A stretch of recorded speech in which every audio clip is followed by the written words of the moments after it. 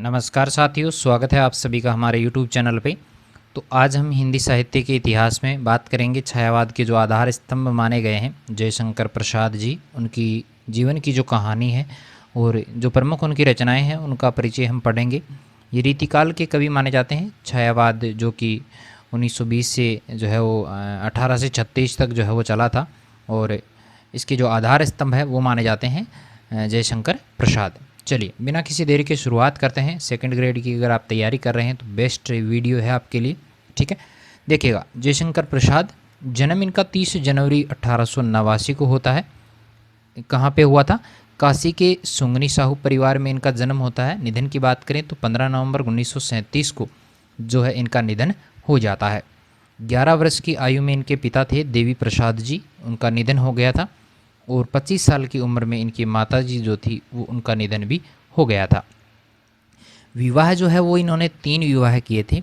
सबसे पहले विवाह विद्यावासिनी देवी से 1908 ईस्वी में हुआ था, लेकिन बीमारी थी उस समय और बीमारी के कारण, जो प्लेग नाम की बीमारी थी उसके कारण जो है निधन हो गया था 1908 में, 1900 लगभग 26 के लगभग हुआ था।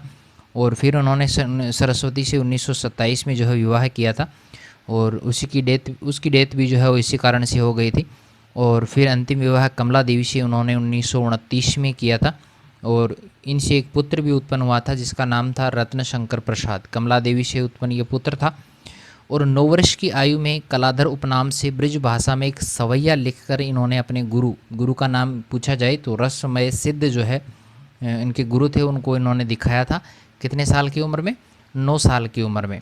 और कलाधर उपनाम से वो दिखाया था। भाई जयशंकर प्रसाद के नाम से वो नहीं था, वो किस नाम से था? कलाधर उपनाम से। आगे बात करें तो ये छायावाद के प्रवर्तक भी माने जाते हैं, याद रखिएगा, मोस्ट इंपॉर्टेंट लाइन है। चलिए आगे बात करें तो इन्हें छायावाद का जो है ब्रह्मा भी कहा जाता है। छायावाद का ब्रह्मा किसे कहते हैं? जयशंकर प्रसाद को। शेषवावस्था में इनका नाम जो था वो था झारखंडी और ये भगवान शिव के बड़े उपासक रहे हैं। प्रमुख रचनाएं जो है वो हम आगे बात करेंगे, जो भी कहानियां हैं, उपन्यास हैं, नाटक हैं, है ना, काव्य हैं।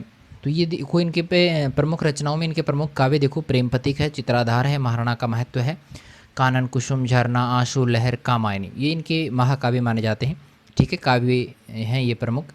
इसके अलावा बात करें तो कहानियाँ भी हैं इनकी, छाया, प्रतिध्वनि, आकाशदीप, आंधी, इंद्रजाल जो है इनकी प्रमुख कहानियाँ मानी जाती हैं। नाटक देखें तो चंद्रगुप्त है, स्कंदगुप्त है, एक घूंट है, करुणालय है और जन्म में जय का नाग यज्ञ है। उपन्यासों की बात करें, 3 उन्होंने उपन्यास लिखे हैं जिसमें से एक अधूरा है, एक कंकाल है, तितली है और इरावती जो है वो एक अधूरा उपन्यास माना जाता है, ठीक है।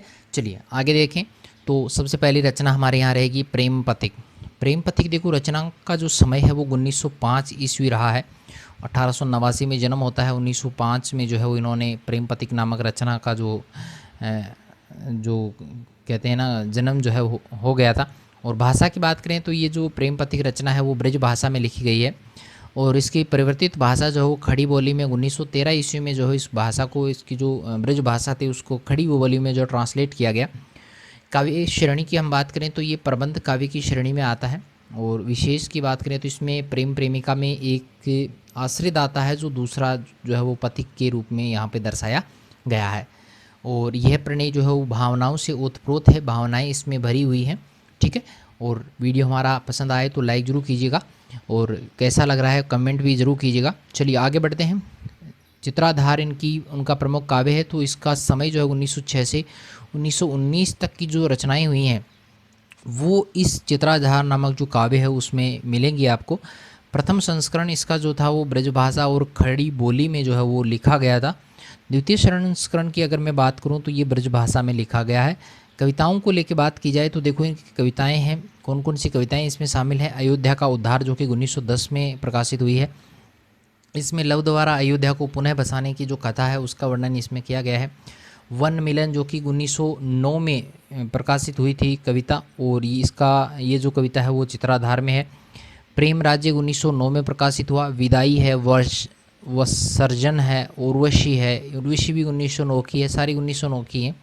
1910 की ये जो है अयोध्या का उद्धार है। तो इन सारी जो मुख्य रचनाएं यहाँ पे दी गई हैं और भी हैं। तो इनका विवरण जो है आपको मिलेगा चित्राधार नामक जो काव्य है उसमें मिल जाएगा। चलिए आगे बढ़ते हैं। महाराणा का महत्व। महाराणा का महत्व में देखो ये 1914 में प्रकाशित हुई थी और एक लघु ऐतिहासिक ये खंड काव्य माना जाता है। ऐतिहासिक है, इतिहास से संबंधित है, महाराणा प्रताप से संबंधित है, प्रबंध काव्यों की श्रेणी में ये है और इसमें ओज गुण की प्रधानता है। ये थोड़ा सा मोस्ट इंपॉर्टेंट रहता है क्योंकि महाराजा की बात है, महाराणा प्रताप की बात है तो ओज गुण का होना स्वाभाविक ही रहेगा। चलिए अगली है कानन कुसुम। तो कानन कुसुम जो काव्य है उसका रचनाकाल 1913 ईस्वी माना गया है और इसमें 1909 से लेकर 1913 तक की जो स्फुट कविताएं हैं उनका संकलन इसमें देखने को मिलेगा। और इनका सर्वप्रथम प्रकाशन की बात करें तो इंदु नामक जो जयशंकर प्रसाद जिस पत्रिका का संपादन कार्य किया करते थे, तो इंदु नामक पत्रिका में जो है इसका सबसे पहले प्रकाशन हुआ था। इसमें कविताएं हैं देखो, ग्रीष्म का मध्याह्न, नव वसंत, रजनीगंधा, सरोज, चित्रकूट, श्री कृष्ण जयंती और वीर बालक, इन प्रमुख रचनाओं का वर्णन जो है वो इसमें मिलेगा आपको। और खड़ी बोली की कविताओं का प्रथम कविता संग्रह की अगर मैं बात करूं, खड़ी बोली से संबंधित जो भी कविताएं हैं उनका प्रथम कविता संग्रह कौन सा है? कानन कुसुम है। आगे बढ़ें तो झरना रचना है इनकी 1918 में ये प्रकाशित हुई थी और ये एक गीत संग्रह माना जाता है। प्रसाद जी का छायावादी दृष्टिकोण पहली बार इस रचना में देखने को मिला था और अधिकांश इतिहासकार इसे छायावाद की प्रथम रचना भी मानते हैं।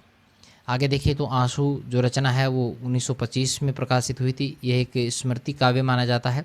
इसका प्रथम संस्करण 1925 में, दूसरा जो संशोधित संस्करण आया था वो 1933 में आया था। आगे चलें, लहर है तो लहर का प्रकाशन 1933 में हुआ था। कविता का संग्रह ये 1925 से लेकर 33 तक जो भी कविताएं इन्होंने लिखी थी सब का वर्णन किस में है? लहर में है। आगे सबसे बड़ा महाकाव्य जिसको हम कह सकते हैं, इसको हम काव्य नहीं महाकाव्य कहेंगे। क्या कहेंगे? महाकाव्य। और इस महाकाव्य का रचना काल जो है वो 1935 माना जाता है और प्रसाद जी की ये अंतिम और सर्वश्रेष्ठ रचनाओं में से एक है। और इसकी प्रेरणा जो है वो प्रसाद जी को मिली थी शतपथ ब्राह्मण से। कहाँ से मिली थी? शतपथ ब्राह्मण से जो है इसकी जो है वो इनको प्रेरणा मिली थी। डॉक्टर नगेंद्र कहते हैं कि कामायनी जो है वो मानव चेतना के विकास का एक महाकाव्य है और इस महाकाव्य को बांटा गया है कितने सर्गों में? 15 सर्गों में जो है इसको विभाजित किया गया है। चलिए आगे बढ़ते हैं। इनकी प्रमुख कहानियों को लेकर हम बात करें तो प्रथम कहानी जो है 1911 में ग्राम शीर्षक से इंदु नामक जो पत्रिका है उसमें प्रकाशित हुई थी। प्रथम कहानी कौन सी है? ग्राम है। और डॉक्टर गणपति चंद्र गुप्त के अनुसार इसकी अंतिम कहानी जो है वो कौन सी है? सालवती मानी जाती है। गणपति चंद्र गुप्त के अनुसार याद रखना है। कुल 5 कहानी संग्रह इनके प्रकाशित हैं जिनमें आपको 72 कहानियाँ आपको मिल जाएंगी। 72 कहानियाँ जो है इन 5 कहानी संग्रहों में है।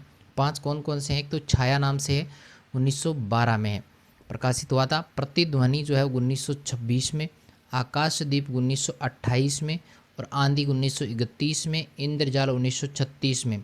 ये कहानियों के संग्रह हैं और इन 5 में आपको कितनी कहानियाँ मिलेंगी? 72 कहानियाँ, 72 कहानियाँ आपको इसमें मिल जाएंगी। बात करें प्रमुख कहानियों को लेकर, पूरे 72 की बात नहीं करेंगे। पुरस्कार है, ममता है, आंधी, इंद्रजाल, मधुआ, गुंडा, छोटा जादूगर, चूड़ीवाला। पहले ही छोटा जादूगर अपने RBSC के सिलेबस में चला करती थी। पत्थर की पुकार, उस पार का योगी और अंधेरा। पुरस्कार जो है वो भी कविता जो साहित्य में चला करती थी। ठीक है, तो ये प्रसाद जी की प्रमुख कहानियाँ हैं, मोस्ट इम्पोर्टेंट है, याद रखना है इनके नाम। चलिए आगे बढ़ें तो प्रमुख नाटकों को लेके बात करें तो पहला नाटक सज्जन 1910 है, कल्याणी 1912 में, करुणालय 1913 में, प्रायश्चित 1914 में, जन्मेजय का नाग यज्ञ 1926 में। ये थोड़ा सा काफ़ी अंतर रहा है यहाँ पे, 15 के बाद में 26 में जाके कहानी लिखी है। फिर कामना है 1927, फिर स्कंदगुप्त 1931 और ध्रुव स्वामिनी 1933। याद रखिएगा, ये तो 10 से है, फिर 12, 13, 14, 15 इस तरीके से आपको याद करना है। ठीक है, और अगर आपके पास कोई ट्रिक हो तो वो आप कमेंट्स में कर सकते हैं, बाकी ट्रिक से ज़्यादा दिनों तक याद नहीं रहता है। ठीक है, चलिए आगे बात करें प्रमुख उपन्यासों को लेकर। 3 उपन्यास हैं, कंकाल, तितली और इरावती।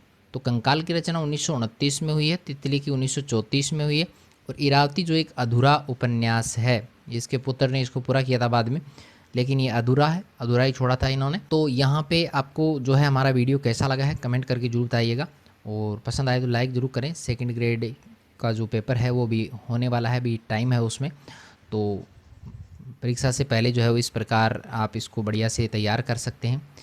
मोस्ट इंपॉर्टेंट ये रहेगा। जयशंकर प्रसाद से रिलेटेड बहुत सारे प्रश्न जो है वो परीक्षा में आते हैं। तो मिलेंगे नई वीडियो के साथ में, तब तक के लिए थैंक यू।